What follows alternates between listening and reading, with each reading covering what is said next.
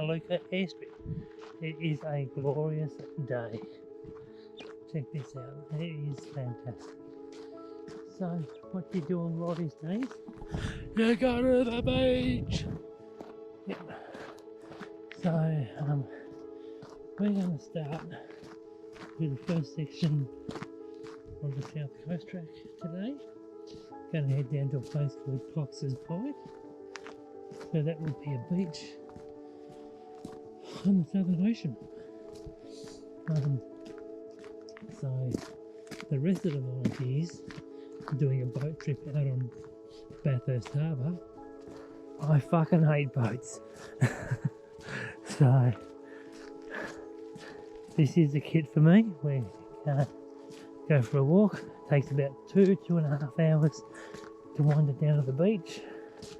It'll be going between the New Harbour Range and Mount Council down through there. So we'll get some happy snaps along the way and see what we can find.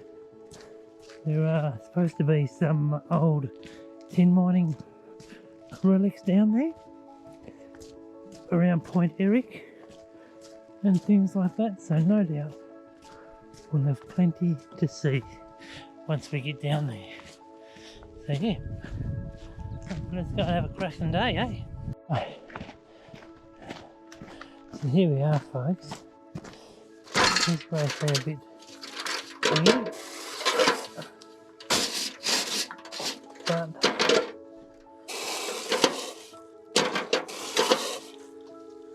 yeah, out in the middle of nowhere. We've got a shoe cleaning station, but it's there for a reason. To stop. We'll go back a bit. Cox's Bight. The old signs laid up by the tin miners here.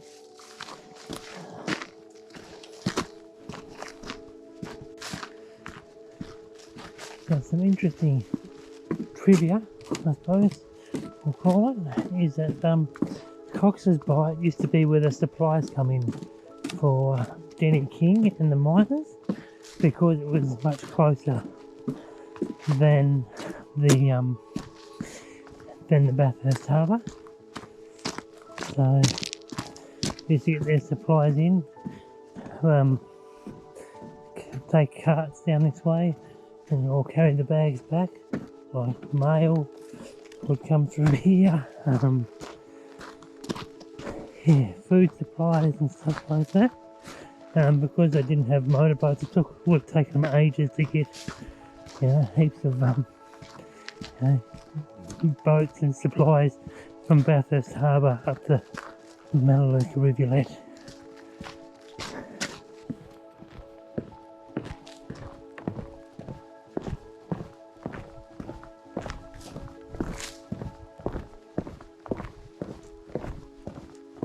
Stunning flat walk.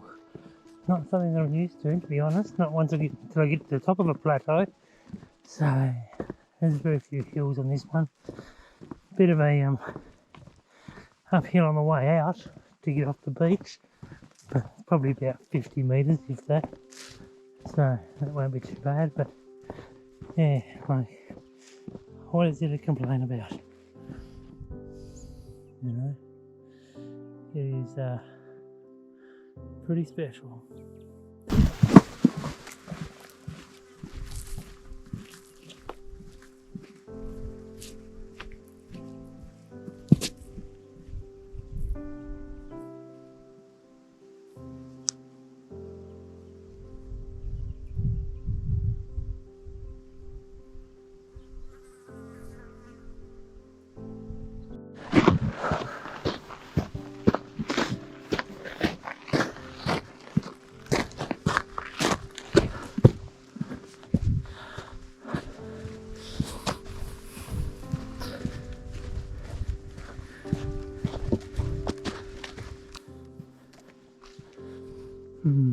Pretty.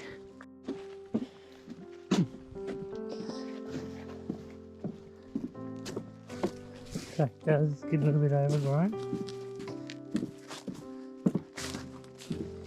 So according to Parks and Wildlife, roughly 2,500 to 3,000 people walk the South Coast Track every year. So that's higher than I expected, to be honest, for such a rugged track with not much amenities in it, to be honest. It doesn't get serviced a lot because we want it to remain remote, really. To be, I'd like to experience it. It's a 6-day journey. It's supposed to be really tough, so and I believe it would be, because I think day 3 you're doing the Ironbound Ranges. So you start off at the beach, walk over 900 metres of elevation, and then back down to the other side. There's nowhere to stop and camp on the way, so it's up and over in one day. It's supposed to be a pretty big day. The other thing about this first bit of the walk is that if you want changing scenery, you may want to go somewhere else. Don't get me wrong, it's pretty, and it's great that we can walk in these areas. And I don't mind it, walking along this range here. I can have a look at it every now and again when I get blinded by the sun. You've got that range over there, but generally you're walking straight towards that mountain right there, the New Harbour Range, and it's pretty unchanging for the moment. I know that once we get to the turn off, it changes a bit, but yeah, so if you're looking for change, this is not the place, unless you want to change your mindset, that is. Here we go, folks. First plane of the day coming into Melalueca.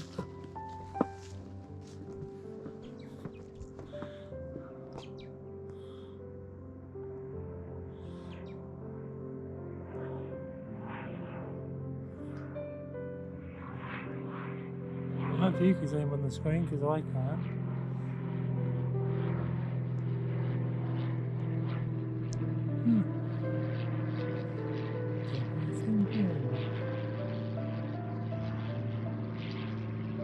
Yeah.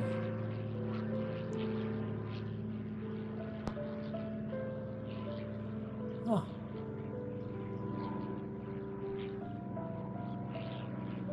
And he's got his little brother following him just here.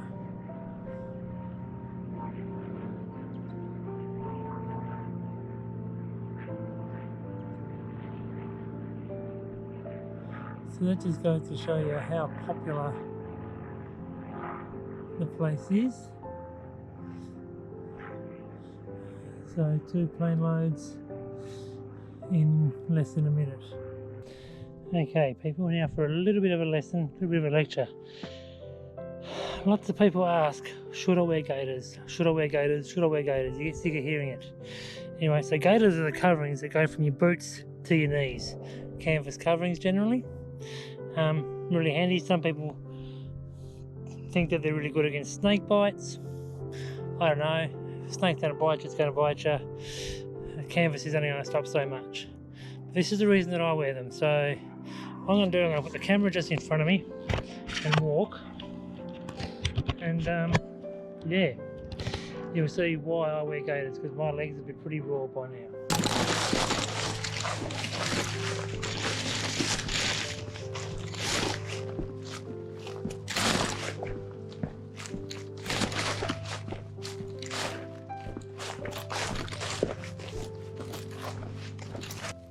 See, the camera was wet, prickly little grass bits, so in order to protect my shins, that's why I do it. You can imagine doing that for 2 or 3 hours, 4 hours, a whole day. Your skin will be pretty raw, so why not look after yourself a bit? Spend the dollars, buy some gaiters, for fuck's sake. Stop asking the question. So I've been walking for about an hour and 15 minutes. We're almost to the base of the New Harbour Range, but now you can start seeing the detail in that magic rock formations. So what happens up here is there's a bit of a junction that goes around to the New Harbour Range, so that skirts around to the left side as you're looking at the moment, and we're going to skirt around to the right side down to Cox's Bight. And yeah, should be in for a bit of a treat today, I reckon.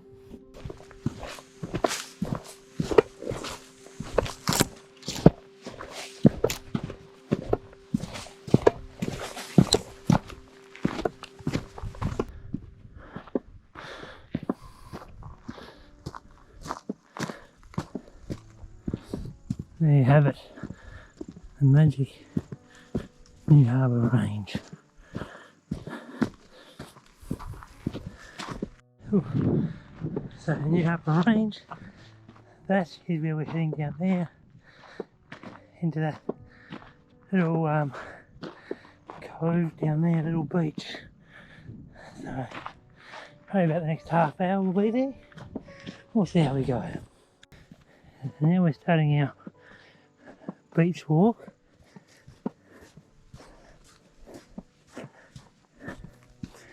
Just, skirting around the bottom of this range. Over there is our destination.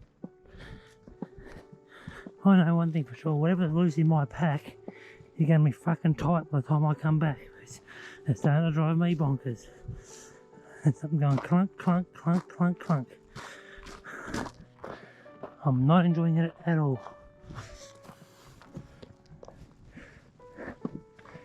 Okay, so you can see the track down there winding around. So still got a fair bit of distance to go, probably a kilometre or so, two. Yeah, but it's pretty much all downhill from here. An hour and a half has just ticked over, so 2 hours to get to the beach, as I predicted. Should be pretty much spot on.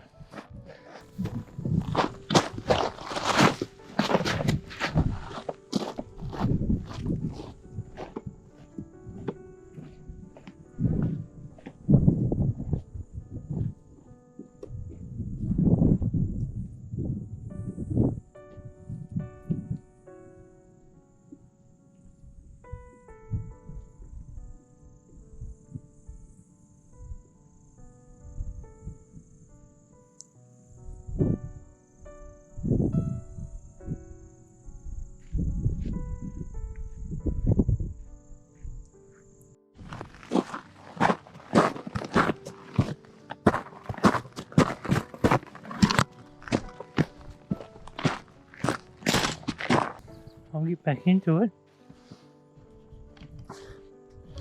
So down there you can see a body of water just in front of the beach. That's Frenny's Lagoon, little tidal lagoon there.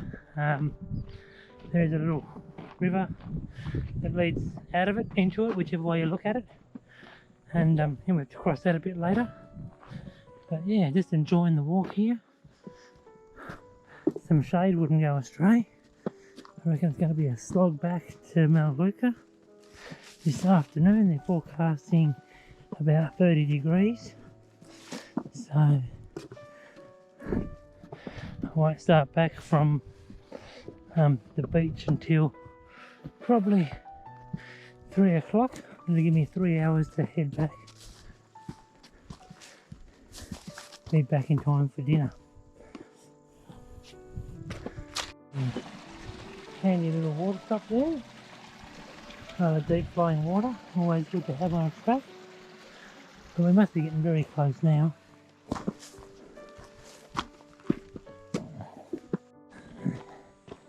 Okay, so it's a bit further than I imagined, but having said that, I think it's going to be worth it. And what's more, you might be in for a bit of a climb on the way back out. This is not what I was expecting, but that's okay.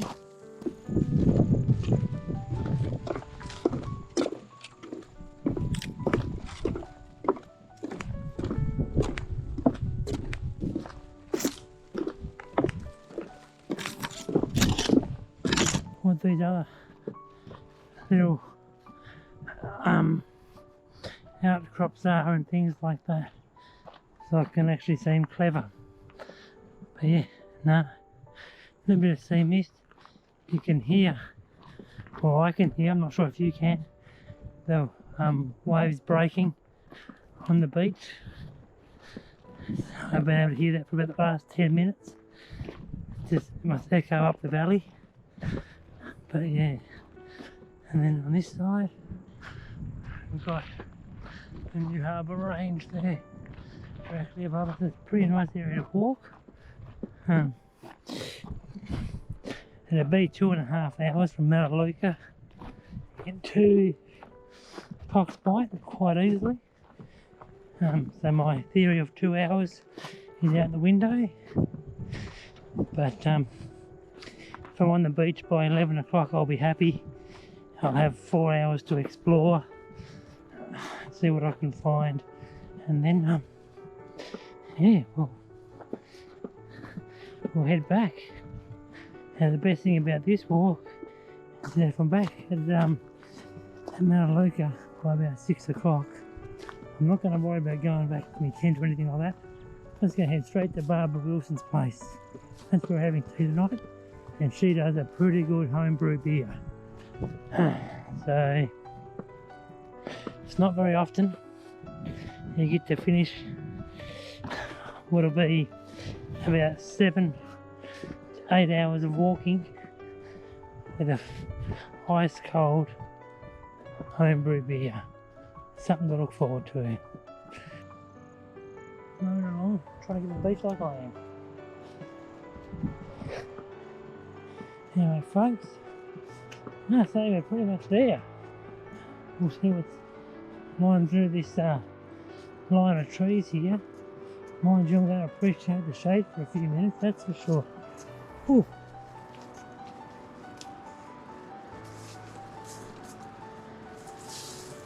Anyway, ooh.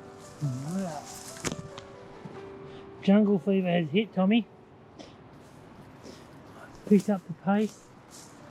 Once I heard that the waves breaking. So here we go. This may look disgusting, but it's actually trying to help. So from what I understand, this is where the currents meet. So it gets quite a bit of rubbish washed up on the shore here. So they pile it up and yeah, go from, bring some boats in and take it away from there. So this is it folks, Cox's Bight. So that middle island out there, and one of those two islands out there, I'm not sure which one it is, I'm pretty sure it's the middle one, is Melalueca Island. Oh, and we'll just walk down the rocks here to a nice flat beach.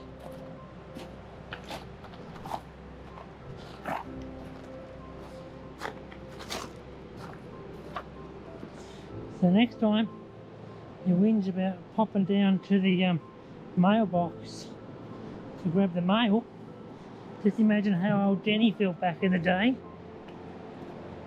when he had to wait for weeks on end to get a love letter from his missus and then had to walk 10 k's to pick up the mail. So they didn't really know when the mail was coming, so what would happen was the boats would anchor out there, come in smaller craft, they'd light a fire, they'd see the smoke up at Melalueca, and yeah, he'd start wandering down. 2.5 hours later he'd have his mail.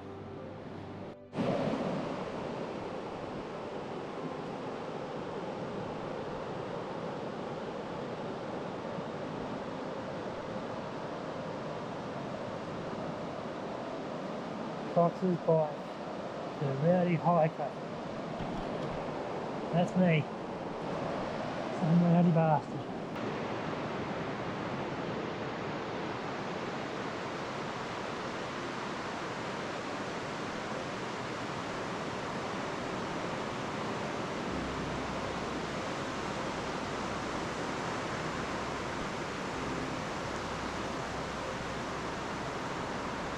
Yeah, is the entrance to Freeney's Lagoon. So, a little waterway there we need to cross. And yeah, then we're going to walk over to Point Eric over there, which is that first little knob of water. And hopefully go for a little bit of a stroll up to the bush and find some interesting mining artifacts, but we'll see what happens there. So this water is brown, a bit tanniny. Just wonder, like that's supposed to be, that's got a lot of rivers and stuff flowing into it, little creeks. May not be a good idea, but we'll see. That is actually fresh water there, people. That is fresh water. The sea's right there. This is pretty fresh. Now leave me pack here for a bit and wander up along here, see what I can find. Don't worry, I've done the right thing. I've taken a bottle of water with me and my EPIRB. So, or my PLB, my Garmin. So I can do that. Yeah, bit rainforesty here. So this is another sighting station.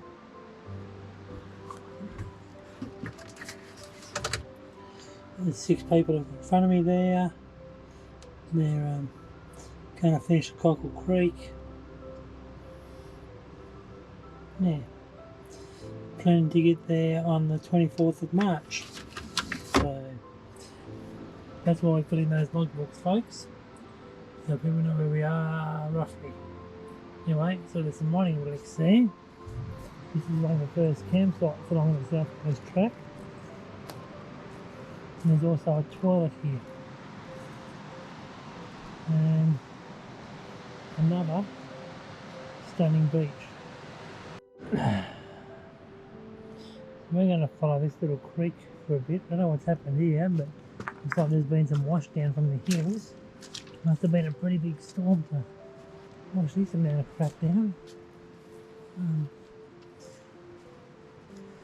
Yeah, we'll have a look around and see. So I didn't have any general directions about where I wanted to go.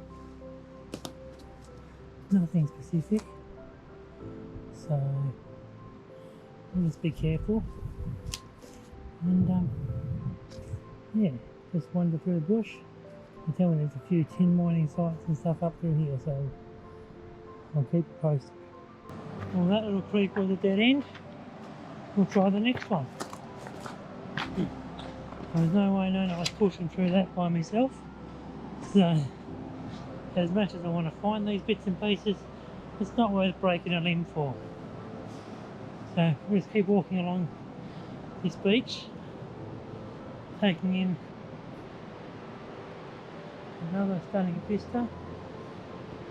I don't know if you can see the buildings on that larger island there. That is definitely Melalueca Island, that larger one. I've walked to the end of the second beach. It's a bit darker than I thought it would be. There we go. Take some shade in behind the rocks there. Right, I've decided not to go in search of the tin mine relics because I don't know the area that well, and I've stumbled around the bush now for about half an hour. I come back out on the beach and I've just gone, nah, that's not worth it. So yeah, we'll just wait until we get some more information about it. Go and talk to the other guys this evening over dinner, so they can tell me. Do some research in the next year before I come back down, and yeah, have another crack at it.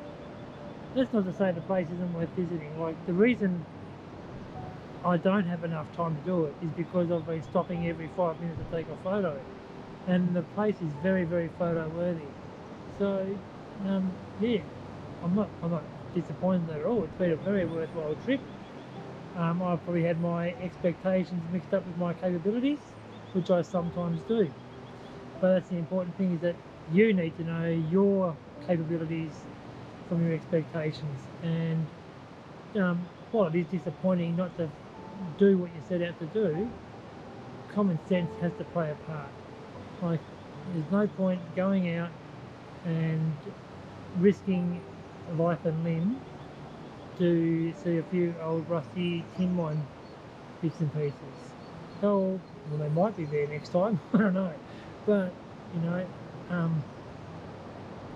it's just not worth it. So whether you're in search of relics, in search of a peak, a waterfall, or just, you have a destination in mind and you can't get to it safely, just stop, reassess, and yeah, if you have to, turn around, set up camp, or whatever you need to do. Just don't, it's not worth the risk, really.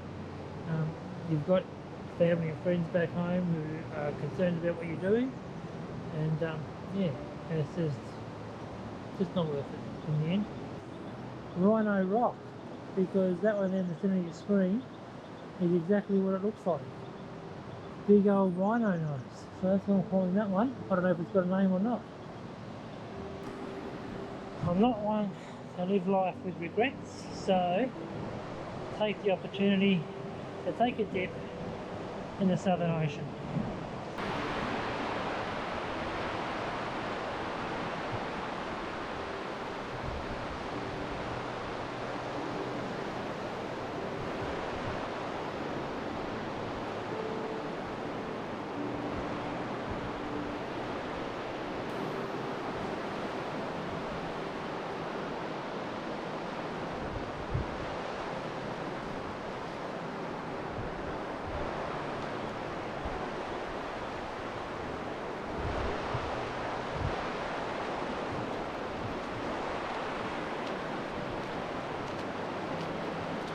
So I'm going to start heading back. I'm allowing a bit over 3 hours to get back because, firstly, it's been a nice day and I'm not in a rush. Secondly, it's a bit warmer than what I'm used to walking in, so why not take it easy? Instead of pushing myself and being buggered at the end of it, I might as well just go and yeah, just enjoy the walk back. Probably bump into some people heading off.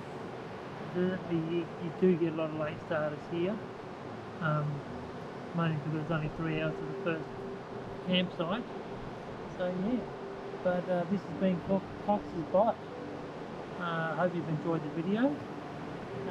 Once again, I'd like to thank Tom for the GoPro you're watching this.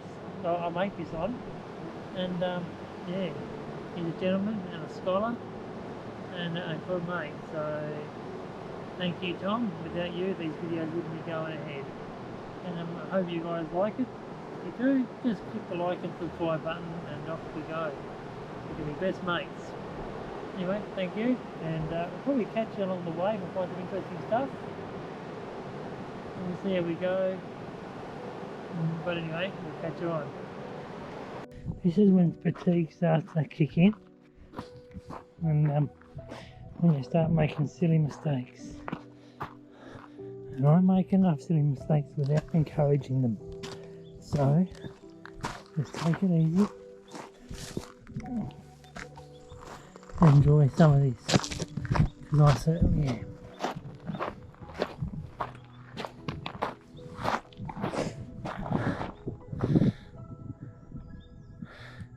Stunning. Oh, you guys have got no idea how good this feels.